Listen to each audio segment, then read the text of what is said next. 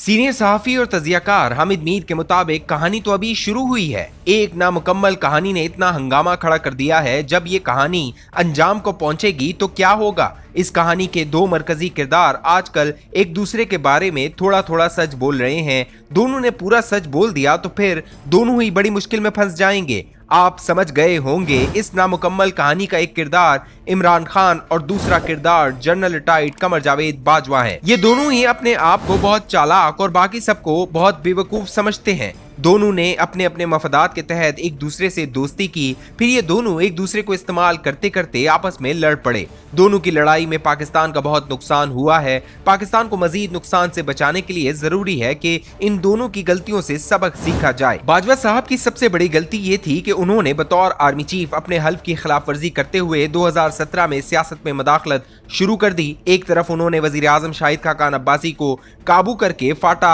खैबर पख्तूनख्वा में जम कराया, दूसरी तरफ भारत के साथ बैक चैनल खोल लिया। शाहिद खाकान अब्बासी की कमजोरी से बाजवा साहब के हौसले बुलंद हो गए। ये बताने की जरूरत नहीं कि बाजवा साहब ने 2018 में इमरान खान को कैसे वजीर आजम बनवाया। 2018 के इलेक्शन में धांधली और मीडिया की जबाबंदी का मैं ऐनी शाहिद हूँ। इमरान खान को वजीर आजम बनाने के बाद वो पंजाब और खैबर पख्तूनख्वा में अपनी मर्जी के वज़राए आला लाना चाहते थे, लेकिन खान साहब ने इनकी मर्जी न चलने दी। खान साहब ने बाजवा को पंजाब और खैबर पख्तूनख्वा के मामलात से दूर रखने के लिए इन्हें भारत के साथ बैक चैनल मुज़ाकरात जारी रखने की इजाजत दे दी। इस बैक चैनल के तहत नवंबर 2018 में करतारपुर राहदारी का संग बुनियाद रख दिया गया। फरवरी 2019 में मकबूजा कश्मीर के इलाके पुलवामा में एक खुदकुश हमले के बाद भारत ने पाकिस्तान के इलाके बालाकोट पर फिजाई हमला कर दिया। पाकिस्तान एयरफोर्स ने भारत के फिजाई हमले नाकाम बना दिए और एक भारतीय पायलट विंग कमांडर अभिनंदन को गिरफ्तार कर लिया। अमरीकी सदर ट्रंप की मदाखलत पर पाकिस्तान ने भारतीय पायलट को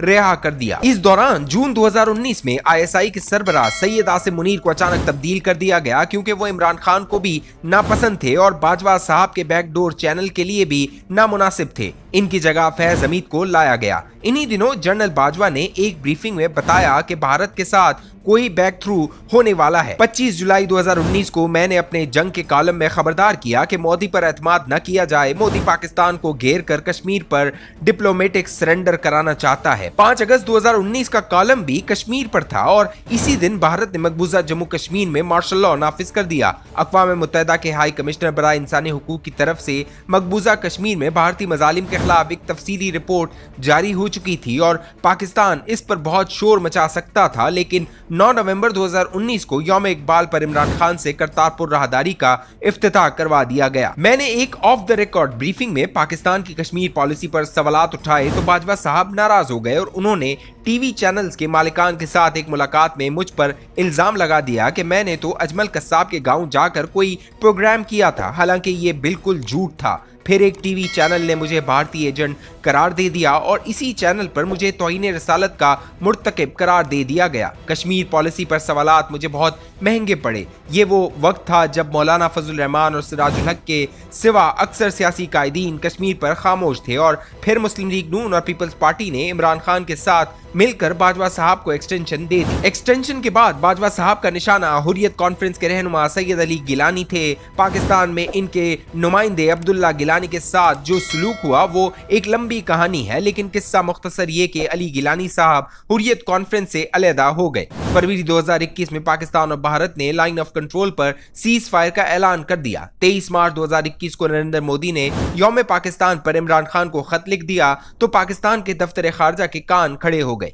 अमेरिका में मुत्तहिदा अरब इमारात के सफीर यूसुफ अल ताना के जरिए ये खबर निकली कि दुबई में फैज हमीद और अजीत दोवाल के दरमियान खुफिया बातचीत बहुत आगे जा चुकी है। एक दिन बाजवा साहब वजीर आजम के पास आए और बताया कि भारतीय वजीर आजम नरेंद्र मोदी 9 अप्रैल 2021 को पाकिस्तान आएंगे। मोदी पहले तो बलूचिस्तान के पहाड़ी इलाके लसबेला में दरियाए हंगोल के किनारे हंगलाज माता के मंदिर जाएंगे और वहां हिंदुओं के सालाना मेले में शिरकत करेंगे। फिर इस्लामाबाद आएंगे और इमरान खान के साथ मुलाकात में पाक भारत तिजारत और क्रिकेट मैचों की बहाली का ऐलान करेंगे। इमरान खान को बताया गया कि हंगलाज माता के मंदिर को बलूचिस्तान में बीबी नानी की जियारत भी कहा जाता है और करतारपुर राहदारी की तर्ज पर राजस्थान और बलूचिस्तान के दरमियान हंगलाज राहदारी भी खोली जा सकती है। खान साहब ने पूछा कि मसले कश्मीर का क्या होगा।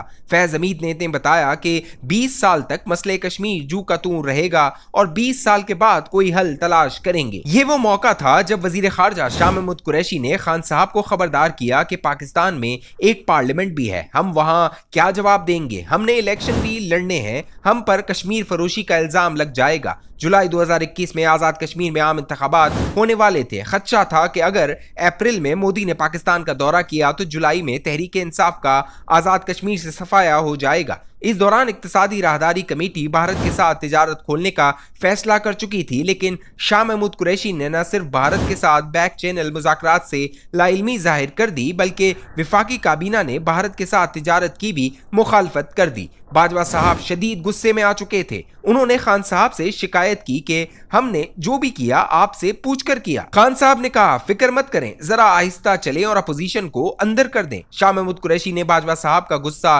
ठंडा करने के लिए इन्हें दफ्तर खारजा बुलाया और बताया कि जब तक भारत 5 अगस्त 2019 के इकदामात वापस नहीं लेता तो भारत के साथ ताल्लुकात की बहाली को पाकिस्तान की शिकस्त समझा जाएगा। सितंबर 2021 में इमरान खान ने अक़वाम मुत्तहिदा की जनरल असेंबली सेशन में कश्मीर पर पाकिस्तान का पुराना रवायती मौक़िफ़ दोहराकर बाजवा को मायूस कर दिया, लेकिन बाजवा साहब बैक चैनल के जरिए भारत को उम्मीद दिलाते रहे कि फिक्र न करें, अप्रैल 2022 में ब्रेक थ्रू हो जाएगा। मार्च 2022 में इमरान खान के खिलाफ तहरीक अदम-ए-एतमाद आई तो वो बाजवा को एक और एक्सटेंशन के साथ साथ इनकी तमाम बातें मानने के लिए तैयार हो गए। बाजवा साहब अपने ही लाए हुए वजीर आजम को हटाना नहीं चाहते थे, सिर्फ झटका देना चाहते थे, लेकिन झटका जरा शदीद हो गया। खान ने भी जवाबी झटके देने शुरू कर दिए और लड़ाई दोनों के काबू से बाहर हो गई। इस लड़ाई में हम सब के लिए एक सबक है। 2018 के इलेक्शन में दांदी ने एक गंदा खेल शुरू किया जिसके नतीजे में अभी तक सियासत में गंदगी फैली हुई है।